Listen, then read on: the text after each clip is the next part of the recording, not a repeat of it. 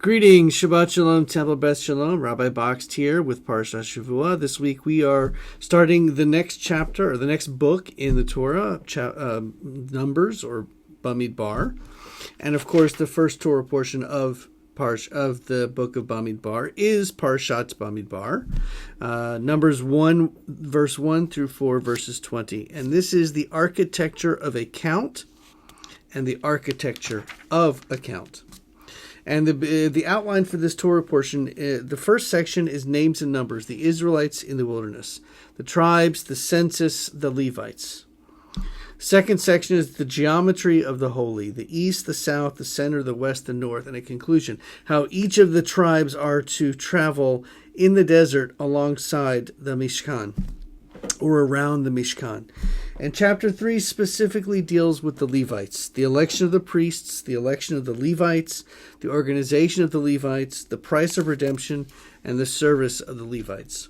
So what I'd like to do is I'd like to sort of begin with this idea of what a census is. Why is it so important to take a census? And so the beginning of the Torah portion is Vayedaber Adonai el Moshe b'midbar Sinai be'ohel moed be'echad lachodesh hasheni b'shana hashenit letzetam me'eretz Mitzrayim lemor. On the first day of the second month in the second year following the exodus from the land of Egypt, Adonai spoke to Moses in the wilderness of Sinai, in the tent of meeting, and he said, or God said, take a census of the whole Israelite company of fighters, by the clans of the ancestral homes, listing the names, every male head by head. You and Aaron shall record them by their groups, from the age of 20 years up, all those in Israel who are able to bear arms. Associated with you shall be a representative of each tribe, each one the head of his ancestral home. And what follows is the list of all the different tribal leaders that are to assist with the census taking. So from the tribe of Reuben, Elizur, son of Shedor. From the tribe of Simeon, Shelumiel, son of Zorishadai. From Judah, Nachshon, son of Aminadav. From Issachar, Nathanael, son of Zuar. From Zebulun, Eliab, son of Helon. From the sons of Joseph, from Ephraim, Elishama, son of Amihud. From Manasseh, Gamaliel, son of Pedazur.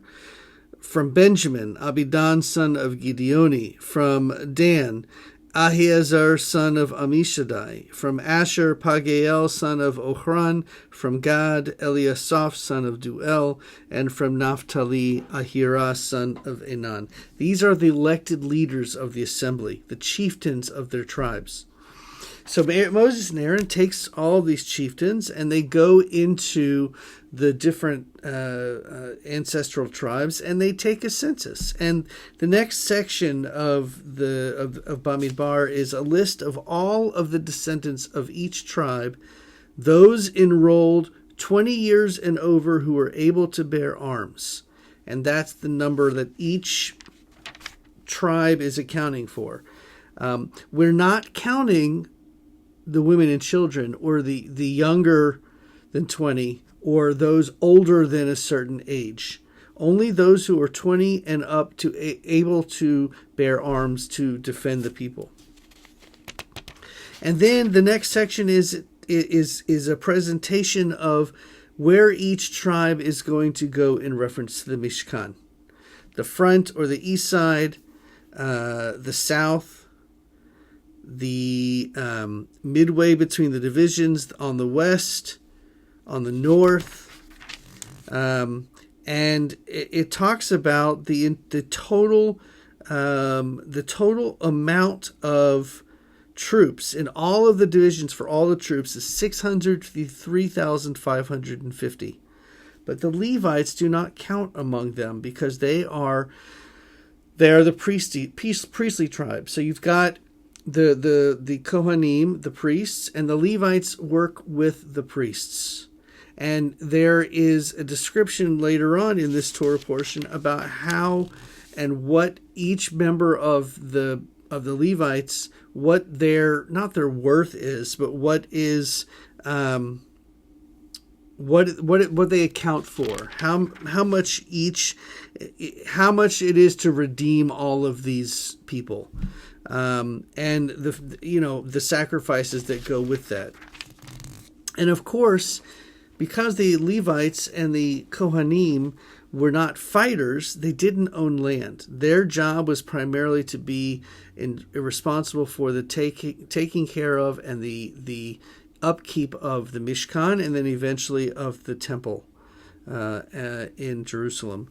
And so the rest of the tribes are responsible for providing to the Levites and the Kohanim all of the things that they need to live, whether it's eat food or whatever. The Torah portion ends with God saying, do not let the group of Kohathite clans be cut off from the Levites. Do this with them that they may live and not die when they approach the most sacred objects. Let Aaron and his sons go in and assign each of them to his duties and to his porterage. But let not the Kohathites go inside and witness the dismantling of the sanctuary, lest they die. So why? Because the Kohathites, their job is to carry the ark. They are to transport on the table on which the bread of display is laid, the menorah, the lamps, and the oil for the tabernacle lighting, and the altar.